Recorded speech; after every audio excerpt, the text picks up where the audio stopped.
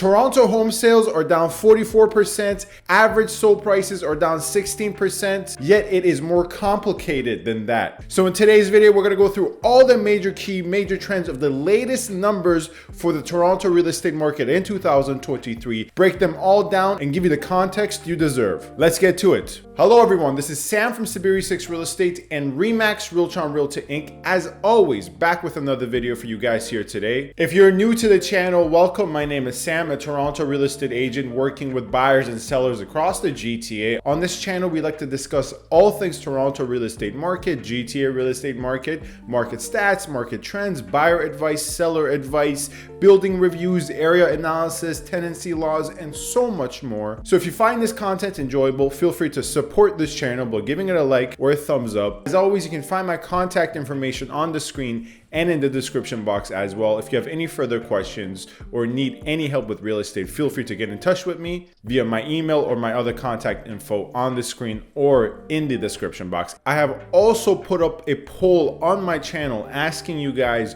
which condo building you would like me to review next. Obviously, I do the short form condo building reviews in 60 seconds or less for the shorts. I also do the longer versions, the 10 to 15 minute versions. So feel free to tell me which of these buildings you want to see reviewed. Anyways, enough of all that. Let's get to the major numbers here because the TREBB Resale Market Report came out for the latest figures for January of 2023. At the time of recording of this video, it is February 3rd. And off the bat, we see a 44% decline in home sales year over year. And this is very, very disturbing because this is sales across the GTA. We're talking about a vast swath of land. We're talking all the way east as Clarington to west as Mississauga, even further west than that, north all the way to Keswick, and obviously all the way south to downtown Toronto. Across all property types, only 3,100 sales occurred in this entire region. Year over year, this obviously represents a 44% drop in sales, where in last year, January of 2022, when the market was at its peak or near peak, because it really peaked in February, we saw 5,500 sales. So a significant drop, a near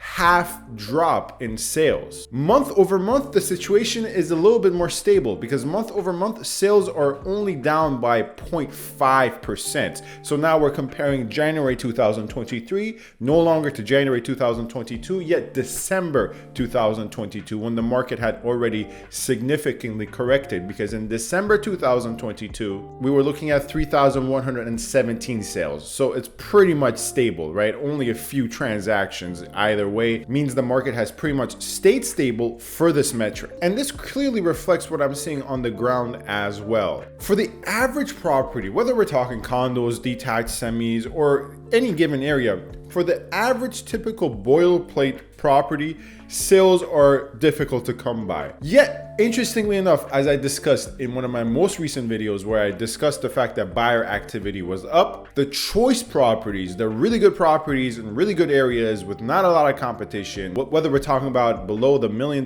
price point or above the $1 million price point in different areas, those properties are still really getting a lot of attraction and selling. And the majority of the sales are occurring with regards to those proper quality listings. Not to say it's reflected in price, because they're still selling at lower prices than they would have peak market last year. Yet though, they are selling higher than, for instance, let's say November of 2022. But speaking of price, let's get into the price. What is the average sold price? Has it fallen? Well, yes, it has. As I said off the top, the average sold price across the GTA, across all property types, so a very general category, right, has fallen by 16%. Because in January of 2023, we see an average sold price of $1,038,000. Whereas in January 2022, this average sold price was at $1,242,000.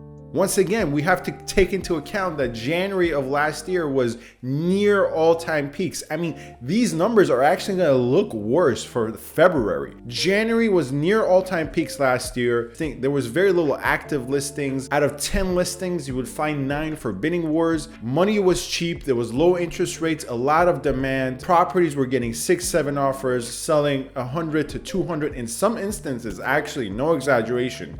$500,000 above asking price with like 40 offers, and buyers were essentially cannibalizing each other. So this drop in average sold price is by no means surprising whatsoever. But how does this hold up month over month? Because we can take a look at year over year, but month over month is also key as well. So month over month prices are still down by far less extent. Prices are only down month over month by 1.2%. Because in December of 2022, we saw an average sold price of $1,054,000 as opposed to this $1,038,000 we're taking a look at. Now, once again, we have to take into account that this is across all property types. For some areas, for certain property types, if we break it down by different property types or different areas, prices are actually up month over month. So let's not get that confused. We'll break down the prices by property type a little bit more in specific later, but let's get to another shocking figure. Here, average days on market are up 127%. That's, to me, crazy, because the average days on market right now, as of January 2023, within the Toronto real estate market is at 41 days. Once again, this is across all property types, right? In all areas. Nonetheless, 41 days is a long time to be on market on an average basis. That means some listings are on market for 80 days. Some listings are on market for 20 days. Nonetheless, these 41 days on market represents a 127% increase from 18 days on market in January of 2021. And this is going to get worse in February, I'm telling you, because 18 days was still relatively a bit of a longer time compared to what we saw in February. Right now, what I'm seeing on the ground, working with buyers and sellers, what I'm seeing is a lot of properties staying on market for not 41 days, unless I'm working with a builder or someone who's looking to buy something that's really run down and renovated. Typically, not all the time, but I would say 8 times out of 10, the buyers I'm working with, whether it's my current buyer in Mississauga or my buyers in downtown Toronto or my buyers in Richmond Hill for a detached, usually the properties we're seeing are, in the latest weeks, staying on market 15 to 20 days, I would say. So this 41 days though is not really representative of what I'm seeing on the ground. Obviously, like for instance, I did purchase a condo that was on the market for 120 days. That was a really particular situation that's not really applicable to most stuff because it's a really good condo. Nonetheless though, these 41 days is really due to a combination resulting from both the buyer's end and the seller's end, because there are certain circumstances where sellers are getting offers. It's just they're getting lowball offers or what they consider lowball offers because they might have unrealistic expectations, and really they're just staying on market for a long time, or obviously in other circumstances the properties are not quality and there's no demand for it. Let's quickly wrap up the general categories with regards to active listings, because this is another shocking figure. Active listings are up 124%. That's right. In the Toronto real estate market in 2023, we saw so far in January 9,299 active listings. This is a 124% increase year over year from 4,140 active listings. So this should really show you that when we refer back to our first category, sales being down 44%, sales are down 44% when active listings are up 124%. I mean, that really shows you where the market was in January of 2022, how hot it was with so little active listings, and where the market is right now. And of course, month over month, as we should take a look as well, active listings are up nearly 7%, not quite 6.9%. Now let's take a look at home prices by property type and by area. Let's take a quick look. So here we have the chart open. Obviously here we see the property types.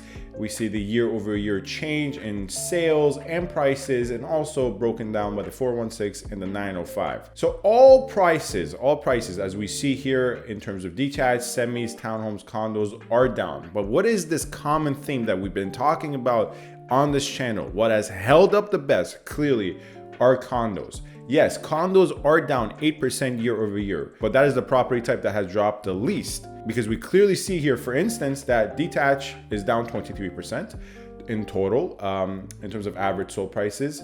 Semi-detached is down 22%. Townhomes are down 18%, yet condos are down still considerably 8%, but nonetheless the least drop.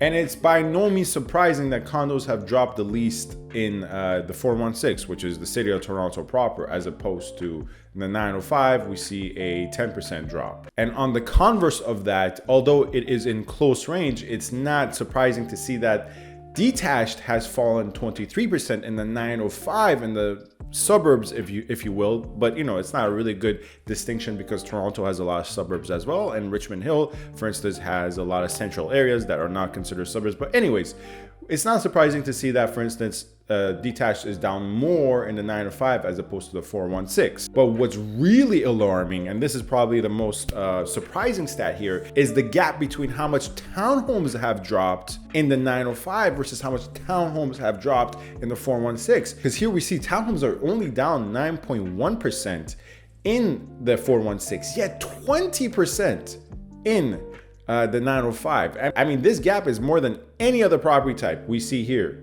And partially this has to do with the fact that townhomes went up the most when the market was on a bull run per se.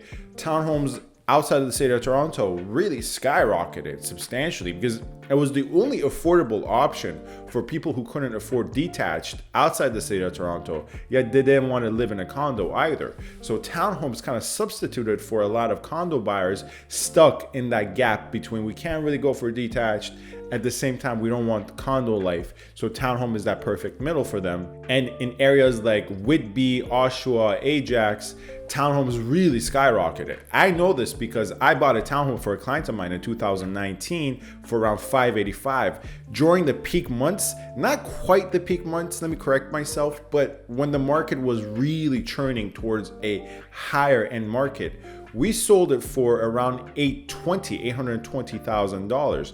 In fact, we sold it a bit earlier. It was obviously due to my client's life reasons, right? You can't, when there's humans involved, there's occupations, families, kids, you can't always time the market perfectly because there's other factors involved. Nonetheless, we could have probably sold it for even above $850,000. So I don't just go on this channel, as you know, one of my classic sayings for the longtime viewers who are probably very annoyed with me saying this for the millionth time, is that I don't just go based upon the numbers and the stats. I use that in combination with my on-the-ground experience working with buyers and sellers on an everyday basis. Anyways, that's today's video, at least the major trends and facts. We're gonna delve more into intricacies in terms of detached and condo prices as always in future videos coming out very soon. Do not forget to subscribe and click the notification so you can see all the latest numbers I'm gonna cover and all the other interesting content that I have planned. I have some very cool ideas for future content that I think a lot of you guys will love. So thank you very much for watching. You can find my contact information as always. My name is Sam. The contact information is in the description box, so find me there as well. Thank you very much for watching. Stay safe and stay tuned. Thank you.